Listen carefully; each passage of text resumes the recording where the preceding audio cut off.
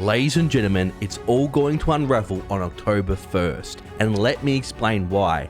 In today's video, I'm going to go over some new news, some new data, some new information we have that proves, I'm going to back this all up by facts, not speculation here everyone, that credit card delinquencies are soaring, auto loan delinquencies are soaring. These are going to pre-pandemic levels and getting close to record highs. And at the same time, retail is absolutely collapsing. We're seeing all retail stocks collapse. They're severely underperforming the S&P 500, and we have a huge economic headwind and cliff that begins on October 1st. So everyone, why is the US consumer struggling so much? Why are they piling into credit card debt? Why are delinquencies soaring? What is the real reason why retail is collapsing, and what is going to trigger it all on October 1st? Well, that's exactly what we're going to go over in today's video. So let's not waste any time, ladies and gentlemen. Let's get straight into the news, the facts, and the data. Okay, so first things first, we're going to go over this article, but I've got so much more to get into. It's going to be a very action-packed episode today. So, do plunging retail stocks signal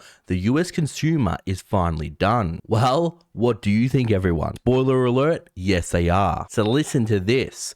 The final week of earnings season, traditionally reserved for a slew of retail companies, was also one that got the loudest hint yet that the US consumer is indeed starting to hit their limit, with a retailer after retailer plunging by double digits on either weak earnings, poor guidance, or some combination of both. Not surprisingly, the retail ETF got crushed in all the 5 days this week, sharply underperforming the market every day of the week. Now, I'll go ahead and bring this chart up here. What we can see is a huge divergence between the retail stocks, that's the red, and the green, the S&P 500. So there is some severe issues, everyone. While some retail optimists have asked, did anything truly change? The truth, as Goldman consumer specialist trader notes, anytime the group underperforms 5 days in a row versus the market and by over 5% total on the week, it'd be a bit naive to say nothing new here. To be sure, there has been some clearly adverse developments, specifically when it comes to rapid deterioration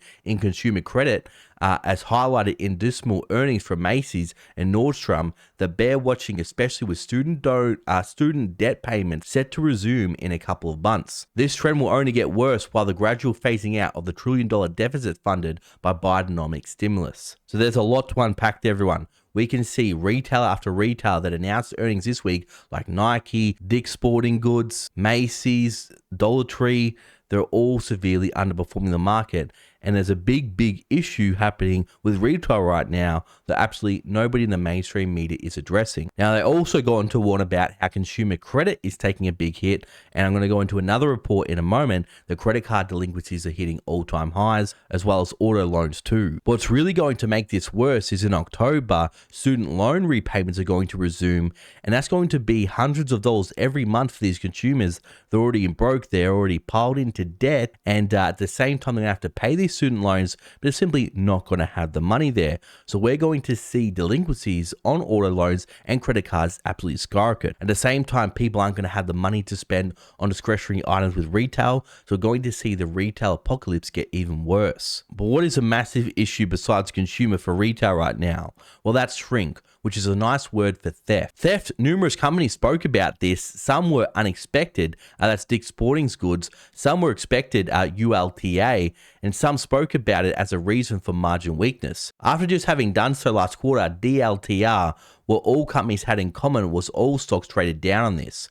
The debate has made its way into how much margin recovery can be expected from this into 2024 to 2025, if at all. It's seemingly becoming more expected that companies will have 100 basis points, that's 1% lower gross margin versus historical for the foreseeable future. The flip side is that retailers now have a scapegoat for continued margin erosion and inventory reduction. So the Soros army of hand-picked big city DAs who have largely decriminalized retail theft. So that's absolutely spot on, everyone. What we've seen retail crime absolutely skyrocket, and I'll actually show the numbers for this in a moment because, it's become pretty much decriminalized. People in California, you've seen all the viral videos of people taking up to $900 of goods and just simply walking out, the shop owners calling police. The police are like, Yeah, maybe we'll follow it up, maybe we won't, but nothing's really being done about this. But now that it's hitting the stock market, now these companies are losing billions and billions of dollars in market cap, well, I think we are going to start to see some people in politics do something about this because their donors won't be very happy. But we need to talk about consumer credit because remember, this whole monetary system, this whole economy doesn't rely on, real sound money anymore. It relies on debt and you getting into more and more debt and becoming a debt and consumer slave. So Macy's touched on credit concerns early in the week by speaking to higher than expected delinquencies in June and July. There was some skepticism originally from many if this was truly breaking news or not. And while to Goldman traded both somewhat reasonable fair pieces on feedback, it felt notable that Nord Stream high income customers spoke later in the week as well to the trend, noting that we have seen delinquencies rising gradually and they are now above pre-pandemic levels, which could result in high credit losses in the second half and into 2024. So everyone, this is going to be bad news for the banks as well that are already struggling with losing huge losses on their bonds, but then all of a sudden if they have massive losses on their loans, this is going to be a double-edged sword. But everyone, again, the next big hit will start in October. So look no further than the student loan payers who suspended payments during COVID will have to resume those payments come October. This is long overdue, everyone. Cohorts of shoppers that make up more than 10% of spending at several national brands in 2022. Their spending also outperformed non-borrowers at several brands, suggesting that their lack of payments may have buoyed their spending in recent years. That leaves dozens of national brands that benefited mainly from that pause in student loans, primarily those in the upper left quadrant below, that may be more exposed to that shopper base as payments resume. So make no mistake, everyone, this is going to be a massive catalyst for the economy and a massive catalyst for retail stocks. So if you're in retail stocks right now, I'll definitely have a second look at your portfolio. Because remember, one person's spending is another person's income. So when all these millions and millions of people that start repaying their loans start spending less, well, guess what? That's going to lead to layoffs. And we're finally going to see what's been holding this economy up, which has been low employment. Once that breaks, we're going to see everything unravel. But we don't even have to wait till October. We're already starting to see very, very bad signs right now. Look at this bombshell report, everyone. The New York Fed just reported that credit card auto loan delinquencies rates are now higher than before the pandemic. Will things get worse before they get better as student loans come due? So listen to this, everyone. This is the facts and the data. So the rate of new credit card delinquencies hit 7.2% in the second quarter of 2023, passing the pre-COVID levels according to the New York Fed's latest quarterly debt report. Meanwhile, the rate of new auto loan delinquencies hit 7.3% in the same period, also above pre-pandemic levels. This is very, very worrying, everyone. We're already seeing sky-high results right now, and just imagine what will happen in October when people start repaying their loans again. And you know what's really going to make this worse? Once we see the unemployment rate tick up, and I think we're going to see delinquencies like what we saw in 2008. But guess what? It's not just student loan repayments that are making things tough for Americans, it's also soaring inflation. Unlike the Federal Reserve is saying and the mainstream media is saying that inflation is completely falling, there's no inflation anymore, and they don't have to lift interest rates anymore. No, prices are still sky high, and guess what? They're still surging. I'm still definitely seeing things get very, very expensive. I just did a shop at Woolworths. This is a big grocery store in Australia, and guess what? For a trolley, which wasn't even full, was maybe, a bit more than half full, guess how much it was? $400. This was probably my most expensive shop for something that wasn't over a full trolley. So Americans are beginning to borrow money that they can't afford to pay back. The New York Fed data also showed that credit card debt jumped by $45 billion to a record high of $1.03 trillion. So that's right, everyone. America, we're hitting new world records, but all the wrong kind of records. Some proof that Americans are using credit cards to cope with inflation and the rising cost of living, which I definitely agree. And let me know down below in the comment section if you're having to do this. Now, listen to this, everyone. This is absolutely crazy. The current average credit card rate, APR, is 24.3% according to LendingTree data. This is the highest rate since the firm began tracking rates in 2019. So this is absolutely insane, everyone. If you have credit card debt with 24% or even above 10% in interest, don't even start thinking about investing in the markets or even gold and silver. Simply get that debt paid off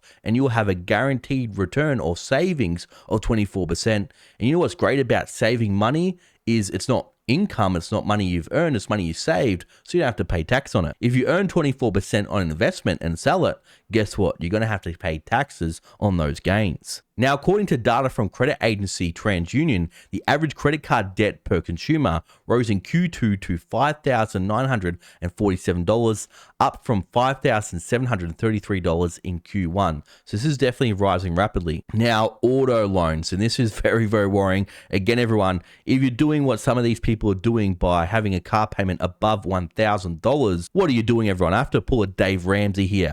That is stupid. The average auto loan APR on a used and new vehicle stood at 7.2% and 11% respectively. The Edmunds data also showed an increase in consumers who now have monthly car payments of $1,000 or more across a number of states. Again, if you have a monthly car payment above $1,000, I don't know what you're doing. And even if you could afford it, if you're paying an interest rate of 11% or more, again, don't even start thinking about investing, get that debt paid off. But again, everyone, in this report, everybody is all talking about October with the impending student loan stress, which is going to make everything worse. And we've got some more data here. So according to June Consumer Financial Protection Bureau report, about 2.5 million student loan borrowers had at least one delinquent non-student loan as of March of this year. Now we've got some more interesting data here. For those likely to resume student loan repayments in the fall, the median monthly payments on these non-student debt obligations have increased by 24%, with younger borrowers seeing their median monthly payments jump by as much as